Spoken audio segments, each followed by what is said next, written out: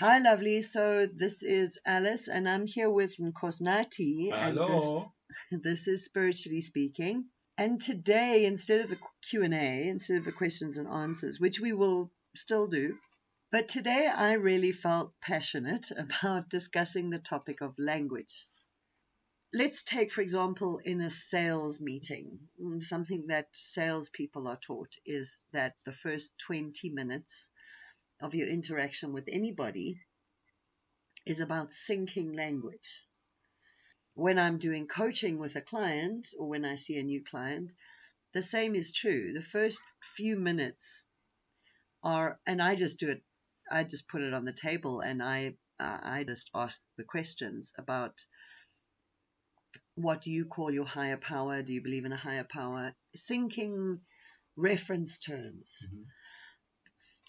So one person, for example, could use the God word, another person could use higher power, angels, fairies, whatever. Yeah. But we sync language for the first few minutes that we are with someone. And when we synchronize that language, we're then coming from the same playbook. Okay. Now, it's redundant to say that if two people are speaking entirely different languages, then they usually don't understand each other. You can't do a sync up then, really? Well, but people find a way, hey? No, for sure. You know, something that we see a lot in Africa Mm. is there are obviously many languages. In Southern Africa itself, there are 11 official languages, but there's many more dialects, and the neighboring countries all have their own languages, and so it's a real melting pot of languages. And their own influences. And something that's always fascinated me about South Africa is the fluidity of the slang. It's just so amazing because it'll go from one term will start here, and then pretty soon everybody's saying it. Yeah. And it's like it doesn't matter what tone you are, but it's like the South African slang just like spreads like wildfire. So we do so almost like we're a nation of syncers. We sync up our languages together, even though we all kind of speak multiple. Yeah, and there's a lot of terms that we use as South Africans, even those of us who don't speak, for example, Afrikaans. There are a lot of terms that we use from Afrikaans. For example, one of my best Afrikaans phrases is donderwolke. And in English, they're thunderclouds. But in Afrikaans, it really sounds more onomatopoeic. Yeah.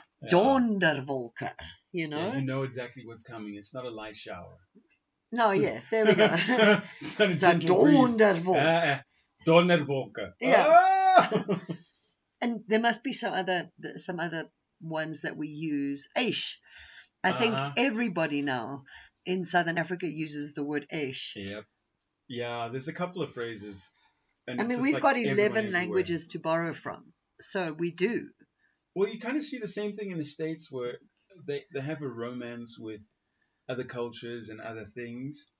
And they do this weird thing where, like, because you may be from Mexico, then you have to stay in that lane. You can't then incorporate slang from other places in America. You gotta keep it rasa. You know what I mean? It's gotta be stay Mexican. But I mean, there's people who don't even listen to that. They're like, no, I like this, I like that, and then they mix up their stuff. But it's very weird. You can mix slang in America, but you kind of get in trouble for it. Whereas here, everybody's slang is on the same page. How's it?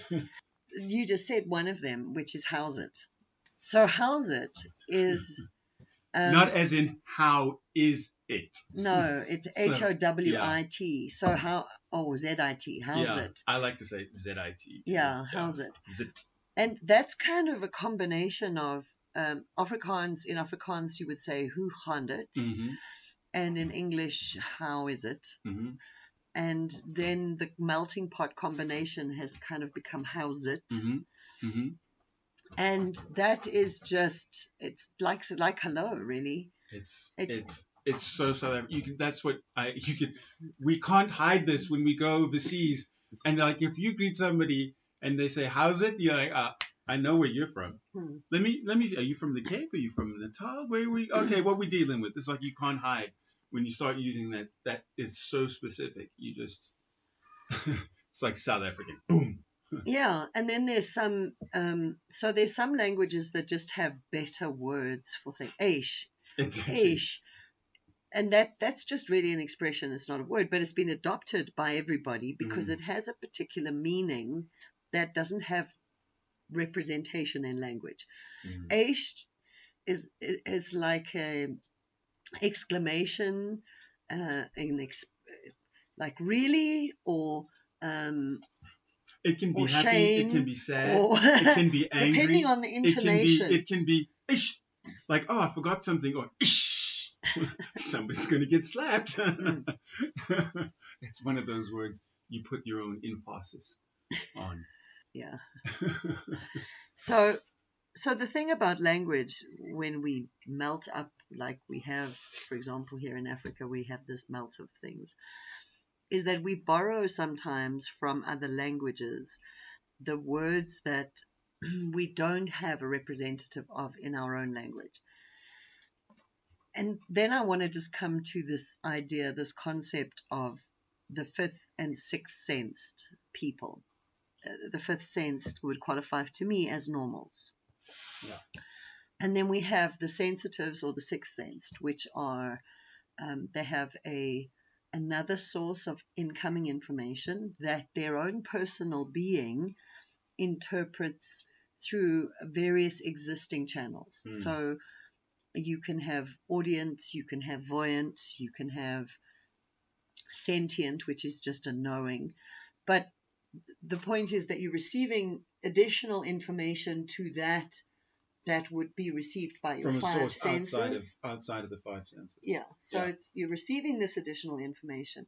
It's coming in and it's being interpreted through the channels that exist of your five Mm-hmm. senses, but the information is not coming from your five senses. From the yeah. And there's an argument around this. I mean, some people could say that in some cases you're picking up body language and therefore you know, and therefore it is Yeah, coming through the you five can read senses. the mechanics of it. You can understand the mechanics And of sometimes it of is a human blend. speech and all of that, and Sometimes it is a it's blend. kind of Sometimes it's coming universal. in Yeah. through the one of the five senses and Mm-hmm. you're extrapolating it. But specifically, I'm referring to information that is coming in from the sixth sense on its own. So So there's no there's knowing of the mechanics of the human conversation or anything like that.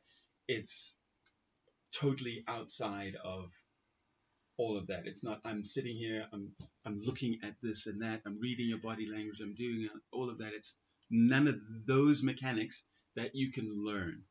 yeah. Okay. Yeah, well, and a good example of that would be one of our fur babies recently passed, Yeah. and she was ready to go. She's been ready to go since her mum passed about a year ago now. Yeah, it's been about a year. And she was ready to go when her mum went, Yeah. and she hung on for us. Well, for Mm-hmm. me specifically, because I just wasn't ready for her to go. And her and I had conversations about that about 2 weeks ago, where she confirmed to me that she'd hung around for me, but now she was really ready to go.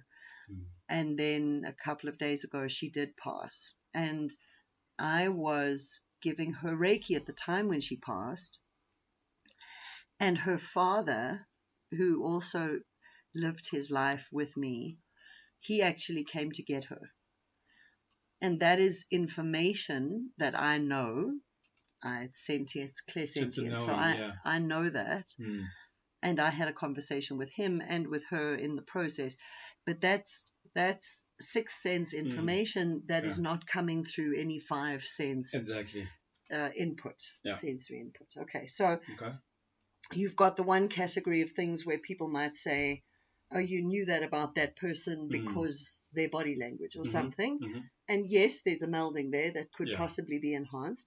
And then there's the clairs, really. The clairs. The clairs. So clairvoyance, clairsentience, clairnescience. Yeah. And those generally are understood to be outside of the five senses. Right. And so the five sense, the normals, and the sensitives, it sounds like I'm talking about the two different species of being. And in some ways, sometimes when I speak about them, I really am, because they are very different. It's very difficult for a sensitive to understand what it is to be a normal. And it's very difficult for a normal to understand what it is to be a sensitive. And something that really doesn't help us in that process is language. A good analogy to use here would be talking about caterpillars and butterflies. Mm-hmm. To my understanding, the sixth sensed, the sensitives, Mm-hmm. are a step forward in the evolution of mankind. Yeah. And yet the capacity for that evolution exists in all normals. Yes. So, but the sensitives are born with it already there, or not necessarily. Ah, okay. So a normal born five sensed Mm-hmm. is raised five sensed, and let's say somewhere along the line they begin, let's say their spiritual practice requires of them that they pray and meditate daily. Mm. Then they'll actually they will over a period of time, they would quite possibly get to the sixth sense, open their sixth sense. And well, isn't that the goal of most of Eastern meditation, is to then exercise is to acquire the sixth sense, and then to actually utilize it. So it's actually not as foreign as it first appears, because there's a correlation between, I guess, this is a difference between having a conversation with somebody from the East and somebody from the West. In the West, it's a very difficult conversation, but in the East, because they have that understanding more about meditation, it's easier to collaborate and to expand on what they already know. Whereas in somebody in the West, unless they have been exposed to a lot of meditation, is not gonna know instantly what you mean. Okay. Yeah, and that's really coming back to the point of language, because as constricted as our language is, and it's, yes, we as a society, we invent words, we come up with new words, and now the establishment, if I can call it that, has taken over the function of inventing new words to create issues. Absolutely. So instead of an organic process that occurs naturally and homogeneously, it's something that's artificially injected. Yes. So it was a scenario where every year linguists there would be a big to-do about the new edition of the Oxford Dictionary coming out and what new words were going to be in the Oxford Dictionary. Oh, I remember that. Do you remember? I used to be so excited as a kid about that. Oh, the new dictionary! Mom, Dad, we need to buy a new dictionary. The hell is wrong with this boy? And that's all about the new words. It's like the new terminology. Yeah. And even generations feel validated with that. Yeah. Yeah. The next generation will invent a new word or a new set of terminology. And when that terminology or that wording turns up in the Oxford Dictionary or the Cambridge Dictionary or the Merriam-Webster Dictionary, that generation feels a sense of validation, like we're being recognized. Our entire generation is being recognized. And we've been recorded for eternity. And that's happened for centuries, that words have been invented by the population. They've grown out of other words. They've evolved, so to speak, out of other words. Yeah. And then in the last few decades, seen the establishment, if you will, the thems, trying to get ahead of that curve and inserting language into dictionaries. Yep. And I think there's been also a lot more control of words. Yeah. It's crazy, because you think, I mean, people generally don't really pay attention to that sort of thing, but I really feel that this time everybody's actually paying attention with everything that we've all been through. It's like something as insignificant as updating a dictionary with terms. It's like, why did they do that? Why did they add that? Hey, what the heck? It's a Yeah. completely different conversation now. I remember in my early 20s, the goody fish came out. Ah, A yes. goody fish. Yes, the USB. The USB. I couldn't remember it as well. I was like, oh yes, the goody fish. When The the goody goody fish fish. came out, you know the goody fish. The goody fish. And really, it's a thing that plugs into another thing. And to me, it was a goody fish. And it was either a big goody fish or a small goody fish, but it was a goody fish. And I used to call it a goody fish. And my office, then it became infectious because USB, it's a bit, and then there's How technical, boring. and there's people get USB. more technical about USBs. They start to talk about external hard drives and dongles, and oh wow. And so there's all this terminology. You feel like you have to know the jargon, whereas if you just call it a goody fish, Mm-hmm. that covers all of the things it could Yeah. potentially be. I borrowed a phrase from a movie, and mine was a flux capacitor. So everything I didn't understand, every piece was like a flux capacitor. You put an engine together, you left with a piece, it's the flux capacitor. Oh, Yeah. oh well. Yeah. Well, this goody fish thing, I was an active, in corporate society at the time, and I had a 700 agents, and I had a business that stretched across the country, and friends. A friend of mine called me one day to tell me that he had encountered someone that had called that thing a goody fish. And he'd said, "Do you know this woman?" And of course he did.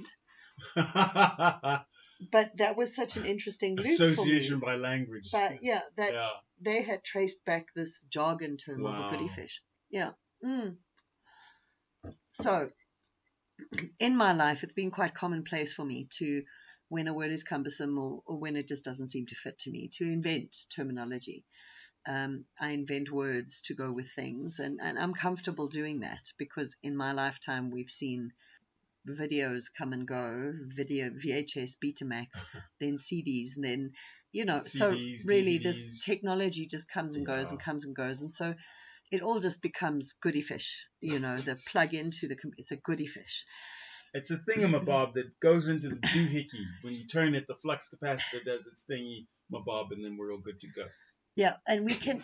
The problem with communicating successfully with others, especially now when we have this swelling of the numbers of sensitives and sixth senses, and we're trying to communicate our perceptions. So we're trying to communicate that, for example, we feel your grandmother is with us now, Mm-hmm.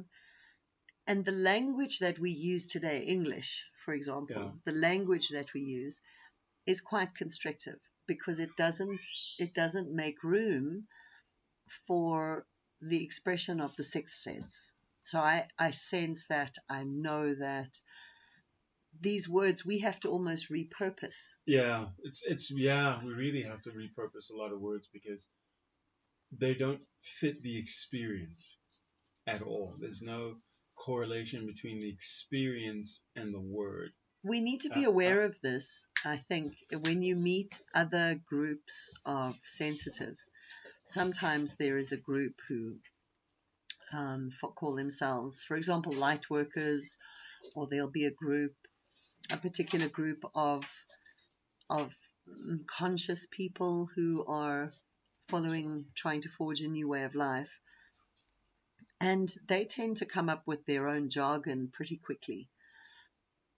And that speaks to the limitations of our language, how our jargon gets invented quickly to express things that our normal languages really can't embrace. And I think we all need to understand, as sensitives, that the languages that we speak were developed by the five sensed, for the five sensed. Mm. So whatever language is your home language, if you're even 1, 2, 3, 4 generations ago participated obviously in developing that language, And the likelihood is that many of those individuals were five sensed. And the majority of people, up until very recently, were five sensed. And so the languages that we use are really limited when we try to express a whole new experience. We're fortunate that we have access to some spiritual writings which give us an expansion on that language. Yeah. So, for example, somewhere there is a quote that the next world and this world are actually in the same space and just separated by a veil. And that's very good language to express that concept. I like the closer than your life's blood. Well, that's the divine. It's like, no, that's the divine. So the divine is closer than your life's blood. And that would come to the concept of spirit. Yeah. The spirit by which you give life to the world. So that is the spirit that then goes on to manifest earth and vegetables and animals and then eventually humans. So spirit. So there's a lot of new terminology. There's a lot of language that we can get to explore in various spiritual writings and spiritual teachings. And that can also give us context for new concepts. And I think that that's a worthy exploration if we're looking at expressing ourselves as sensitives in a new way that doesn't make us sound cuckoo, Looney Tunes. That doesn't make us sound nuts. I think that'd be a great idea, because there's nothing like explaining an experience you've had to somebody and you realize that they're fifth sense and they actually look at you like, should you be medicated? Am I safe with this person next to me? And there's a great deal of programming that goes into that. I mean, a lot of the programming out there. I was watching a series episode the other day. So this young man went to the hospital, and his sister was very worried about him, and she herself had suffered with depression.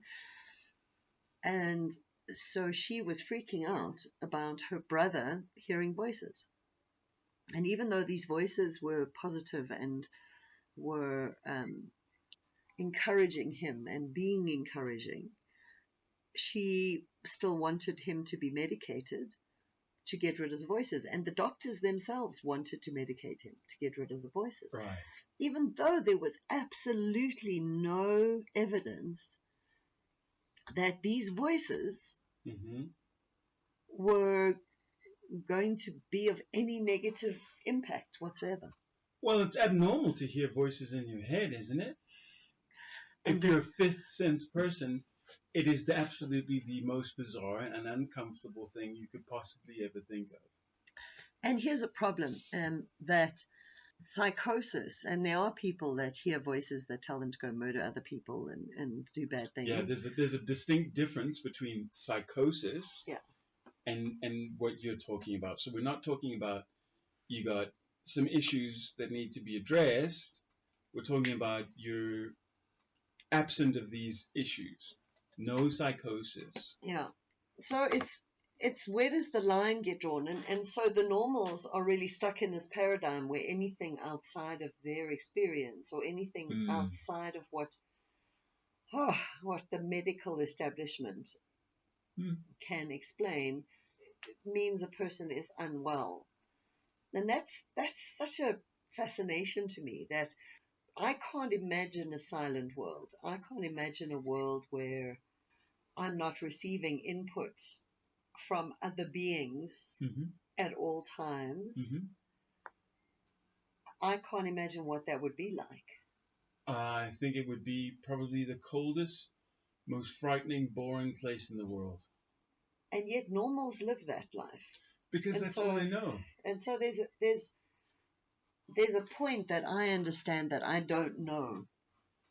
Having been a sensitive from birth, I don't know what it would be like to be normal. I don't know. Horrifying. I can testify that it's absolutely horrifying. Well, and one of the things that cuts off that perception, one of the things that really deadens the sixth sense, well, there are a couple of things. One of them is fluoride, as we know. It calcifies the pineal gland. And the pineal gland is the the gland in the body with its highest vibration. So therefore, it is the highest vibrating organ, so therefore closest to the higher vibrations Mm. that the other beings Yeah. exist on. So fluoride calcifies your pineal gland. I haven't touched fluoride now for about 30 years, I think. Yeah. I mean, other than in desperation, drinking bottled water if necessary. Yeah. But even then, it's lowest possible fluoride Yep. content. Yep. So fluoride is one thing. And you can't get rid of the fluoride because it's mandated globally throughout the world. So good luck trying to do that. But yeah, I mean, it would be lovely if we could, but yeah, that's gonna need some rule law changing. But it's the a other bigger thing picture. is some of these medications, these mind altering medications. So Mm-hmm. SSRIs Oh and yeah. Well, see that, and that's where really my input can come in here, because having been there myself over a number of years and been on like over 15 different medications that you take every day, at one point everything actually shut down.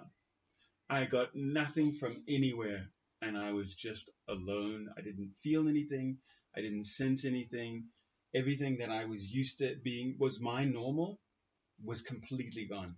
And it was the most frightening experience in my life. I've never doubled down and prayed so much. And that also led to the decision to really stop taking them, because what good is it? I'm not being true to myself. Yeah, it's frightening when you to have it and then to lose it, because I didn't know I would ever get it back again. So and that's been a journey unto itself. I had that experience, as you know, for 15 minutes, all of maybe longer, maybe an hour. In my teens, my early teens, I went through a really rough period, and some medicine person decided to put me on a little white pill. And having taken one in the morning, my first one, I was on the bus to school, and I was sitting there and the world went silent. I didn't intellectualize it then. Looking back, I can realize what I realized in that moment. But Mm-hmm. all I knew then was whatever this white pill did, Yeah. it made me someone else. Yep. And my rational mind said to me, becoming someone else is no way to heal who you truly are. Yeah. I mean, your authentic self must seek wellness, not Exactly. Rather than otherness. subjugation. Yeah. So language is really important, and I think that it's something that we all need to be conscious of. And please don't be afraid to invent your own terms for things which, if you feel uncomfortable expressing your experience to others because words have weight on them. Like I use the word fairies for people's ancestors, their loved ones that are with them. And using the word fairies is fine because it's a word that doesn't come loaded with negative experience from anybody, and it doesn't sound odd. I have a difficult time, for example, we were discussing this with our neighbor, the Sangoma lady, Mm-hmm. the other day, and she has a difficulty with the term Sangoma. Mm. She doesn't like to be called a Sangoma because that comes with a weight of expectation and projection Yeah. that she doesn't want to live Yeah. in. And just as I don't practice under the term psychic or medium, because to me those things mean different things to what I am. Well, and there are also terms that have really been generated by the fifth sense and trying to understand what the sixth sense is and the connotations associated with them.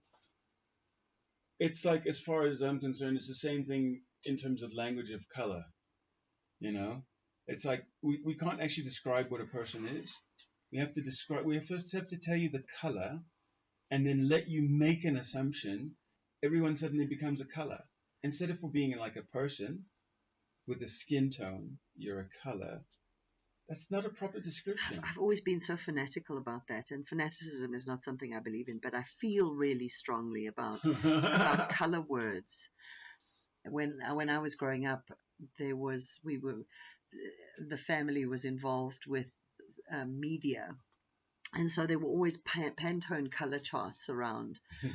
And I felt really strongly about this idea of calling people colors, especially the colors that they're not.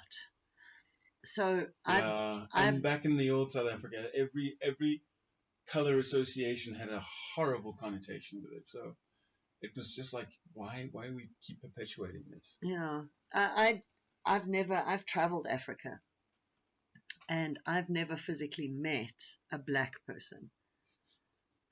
I've seen pictures of. There's that beautiful model who's like ebony. She's gorgeous. But I've never actually met a black person. Similarly, I've been to the UK, and I've been to Australia, and I've been different parts of the world. I've never met a white person either. And so, from what I hear, depending on what side you're on, these black and white people have problems. They have problems. Issues. They have issues. They've got real issues, these black and white people. But I mean, I've met oak-colored, peach-colored, beige. I've met so many different tones. Yeah. And just the horrible association, like I'm just going to strip you of everything and make you a color. I've always had, in my offices, I've always had this rule that people were not allowed to refer to people as colors. If they wanted to use a color word, they had to describe someone's clothing. So you see that guy over there in the blue shirt, that's fine. You see that guy over there in the purple tie, that's fine. But don't use a color for someone unless you're going to get it right. In which case, I always had a Pantone color chart as well in the office. So if somebody had to use a color word for someone, Pantone 5993D, that's the person. And then they were, yeah, it's like, okay, all right, let's check. All right. If you're going to use a color for somebody, exactly. at least be accurate. But it's a lie of language. You see, these color words. It's a lie of language that perpetuates an outdated ideology. So we need to be careful of language. We need to be careful of what is hidden within the language that we use, and also when the language that we use constricts us, confines us, or in any way disrespects our own being. So my encouragement is to the sixth sense and the sensitives is to invent terminology. If the terminology available to you, what you're hearing around you, doesn't fit your experience, invent new stuff. Speak about it in new terms. Reach for words that really best describe your experience without making you feel cuckoo at the same time. So sometimes it's a knowing, for example. I know this, or I know that. And it's not me believing it. It's not coming from a place of I've assessed this and I believe the outcome. No, I know it. My sixth sense has delivered me some information and I know it.